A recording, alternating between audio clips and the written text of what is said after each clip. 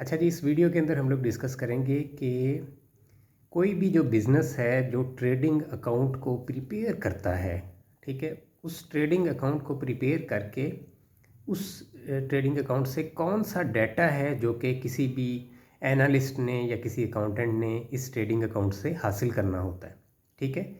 यानी आप कह सकते हैं अदर वर्ड्स में कि किसी भी ट्रेडिंग अकाउंट को प्रिपेयर करने का जो पर्पसेस होते हैं वो हम इस वीडियो में डिस्कस करेंगे। सबसे पहली चीज़ जो मोस्ट कॉमन है कि ट्रेडिंग अकाउंट को प्रिपेयर करने के बाद हमें ग्रॉस प्रॉफिट की अमाउंट जो है वो मालूम होती है।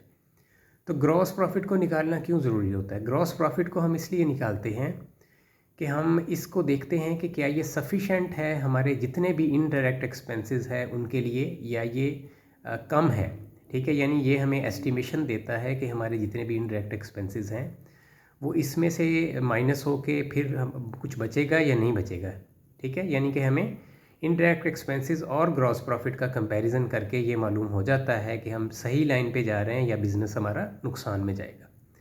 अच्छा, सेकंड चीज़ जो है जो कि बहुत इंपॉर्टेंट है इस हवाले से, ट्रेडिंग अकाउंट को प्रिपेयर करने के हवाले से, वो ये है कि नेट सेल्स जो हैं वो ट्रेडिंग अकाउंट से निकलती हैं, ठीक है जी? Net sales.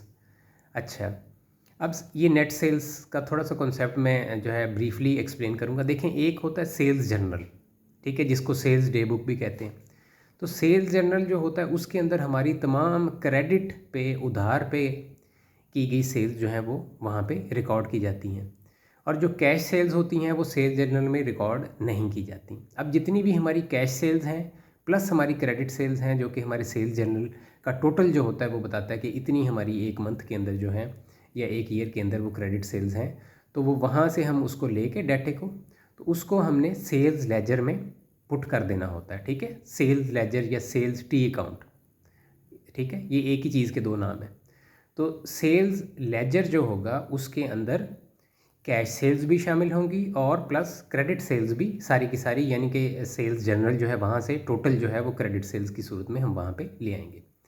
तो अब ये जो सेल्स लेजर है ये हमें सेल्स तो बता रहा है, बट आप जानते हैं कि सेल्स रिटर्न जो है उसका एक जर्नल भी सेपरेट होता है और उसका फिर लेजर भी सेपरेट होता है। तो चूंकि ये जो सेल्स है और सेल्स रिटर्न है इनको अलग अलग इसलिए रखा जाता है कि जो इंटरनेशनल अकाउंटिंग स्टैंडर्ड्स हैं उनके मुताबिक हम इनको अलग अलग रखते हैं, इस वजह से हम इनको अलग अलग बनाते हैं।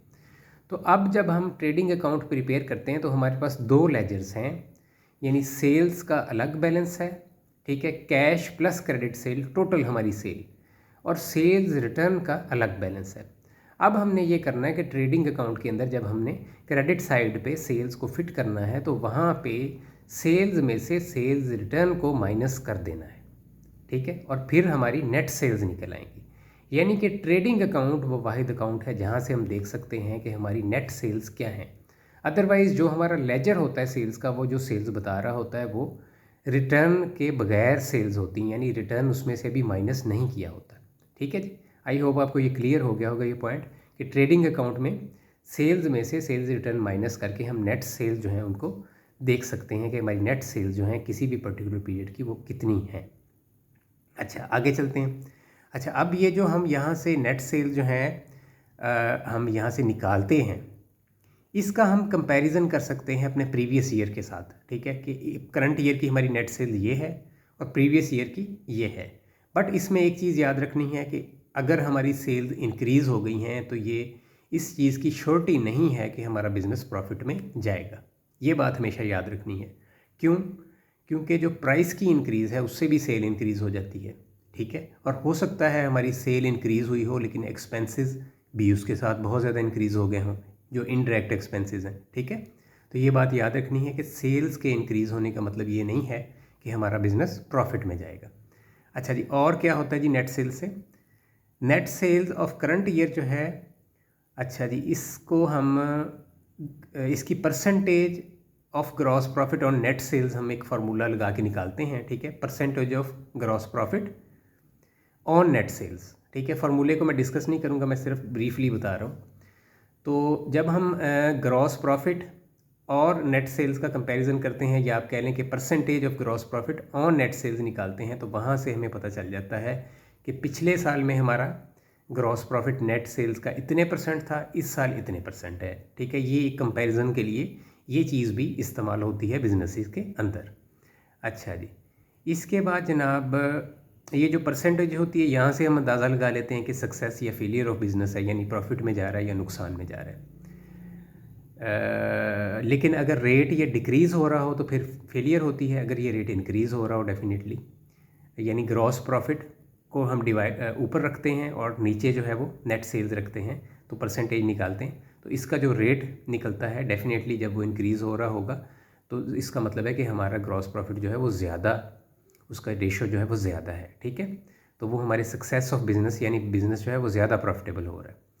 अच्छा जी, इसके बाद जनाब जो भी हमारे डायरेक्ट एक्सपेंसेस होते हैं, जिनको एक बहुत अच्छा वर्ड है डायरेक्ट एक्सपेंसेस को याद करने के लिए कि ये बाइंग एक्सपेंसेस होते हैं। ठीक है, जो हमारे ट्रेडिंग अकाउंट में होते हैं। ठीक है, तो उनकी भी परसेंटेज हम निकालते हैं ग्रॉस प्रॉफिट, यानी ऊपर रखेंगे किसी भी एक्सपेंस को और नीचे रखेंगे ग्रॉस प्रॉफिट को। ठीक है, तो इसको हम बोलेंगे परसेंटेज ऑफ कोई भी particular expense on gross profit. ठीक है, और मल्टीप्लाई इसको करेंगे 100 से। ऊपर कोई भी हमारा जो जो डायरेक्ट एक्सपेंस है या जिसको हम बाइंग एक्सपेंस बोलते हैं, उसको हम ऊपर रखेंगे एक एक्सपेंस को, और नीचे हम रखेंगे जो हमारी तो ग्रॉस प्रॉफिट है उसको, और 100 से इसको मल्टीप्लाई करेंगे तो ये परसेंटेज निकल आएगी किसी भी एक्सपेंस की ऑन ग्रॉस प्रॉफिट। तो ये जो इस फार्मूले के ज़रिए हम किसी भी डायरेक्ट एक्सपेंस या बाइंग एक्सपेंस की परसेंटेज देख लेंगे कि ये ग्रॉस प्रॉफिट का कितना परसेंट ये है। ठीक है, तो इससे भी हमें सक्सेस और फेलियर ऑफ बिज़नेस जो है वो पता चल जाएगी। हम दोनों जो परसेंटेजेस हैं, पिछले साल वाली या उससे पिछले साल वाली, उसका कंपैरिजन कर लेंगे करंट ईयर के साथ। ठीक है, और उससे हमें पता चल जाएगा कि एक्सपेंस हमारा जो है वो बढ़ रहा है या कम हो रहा है ग्रॉस प्रॉफिट के साथ, जब हम कंपैरिजन की ये जो परसेंटेज निकालेंगे इससे।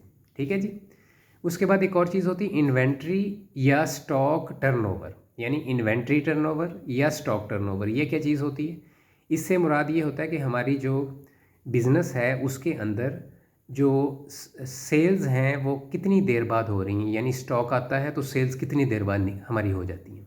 स्टॉक पड़ा रहता है सालों तक, या कि स्टॉक फौरी निकल जाता है। इसको बोलते हैं इन्वेंट्री या इन्वेंट्री टर्नओवर या स्टॉक टर्नओवर, दोनों वर्ड्स इसके लिए इस्तेमाल होते हैं। तो इसके अंदर ये होता है कि आपका जो हाई रेट है इन्वेंट्री टर्नओवर का या स्टॉक टर्नओवर का, वो ये शो करता है कि बिज़नेस जो है वो सक्सेस में जा रहा है। ठीक है, हाई रेट से क्या मुराद है कि जल्दी जल्दी हमारा जो भी स्टॉक है, जो भी गुड्स हम परचेज़ करें, वो जल्दी जल्दी निकलती जाए।